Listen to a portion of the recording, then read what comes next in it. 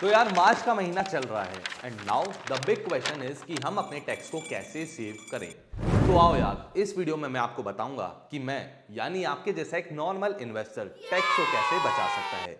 और इसके साथ साथ हम इस वीडियो में जानेंगे कि वो कौन से अलग अलग टैक्स सेविंग इंस्ट्रूमेंट्स हैं जिसमें हम इन्वेस्ट करके टैक्स बेनिफिट ले सकते हैं। तो टैक्स सेविंग के अंदर सेक्शन 80C में हमारे पास मेजरली तीन ऑप्शंस हैं। पहला है एनपीएस नेशनल पेंशन स्कीम, दूसरा है पीपीएफ पब्लिक प्रोविडेंट फंड और तीसरा है ELSS equity linked saving scheme.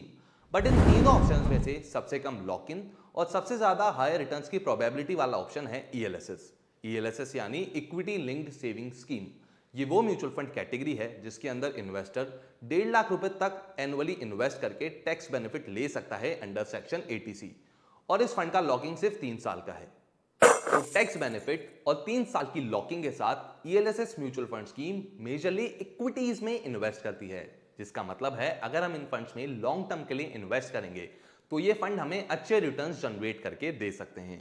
इसके साथ साथ ईएलएसएस फंड में हम डिसिप्लिन्ड इन्वेस्टिंग यानी सिस्टमैटिक इन्वेस्टमेंट प्लान एसआईपी के माध्यम से भी इन्वेस्ट कर सकते हैं। प्लस जो ईएलएसएस म्यूचुअल फंड स्कीम होती है वो एक इक्विटी म्यूचुअल फंड स्कीम है जिसका रिटर्न्स जो होगा वो इक्विटी कैपिटल गेन के हिसाब से टैक्सेबल रहेगा।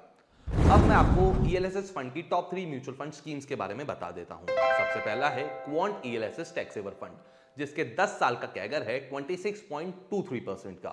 दूसरा है बंधन ईएलएसएस टैक्सेबल फंड जिसके 10 साल का कैगर है 18.79% और तीसरा है SBI equity long term fund जिसके 10 साल का कैगर है 17.74%।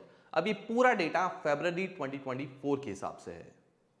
अब ईएलएसएस म्यूचुअल फंड कैटेगरी के अलावा जो अलग अलग टैक्स सेविंग ऑप्शंस हैं जिसके अंदर हम इन्वेस्ट करके अपनी टैक्स लायबिलिटी को सिग्निफिकेंटली कम कर सकते हैं वो है एनपीएस नेशनल पेंशन स्कीम जिसके अंदर हम इन्वेस्ट करके एनुअली 50,000 तक का टैक्स एग्जम्पशन ले सकते हैं। And the second one is PPF. We can also invest in PPF. PPF यानी पब्लिक प्रोविडेंट फंड। अब इन तीनों कैटेगरीज के अंदर जो बेस्ट टैक्स सेविंग ऑप्शन है वो है ईएलएसएस। क्यों? क्योंकि ईएलएसएस म्यूचुअल फंड स्कीम में हम इन्वेस्ट करके इक्विटी इन्वेस्टिंग का बेनिफिट ले सकते हैं और उसके साथ साथ जो इसका रिटर्न रहेगा वो equity long term capital gain के हिसाब से टैक्सेबल होगा। आई होप आपको इन्फॉर्मेशन यूजफुल रही होगी। इसी तरह की और इन्फॉर्मेशन के लिए हमारे साथ बने रहें and don't forget to subscribe.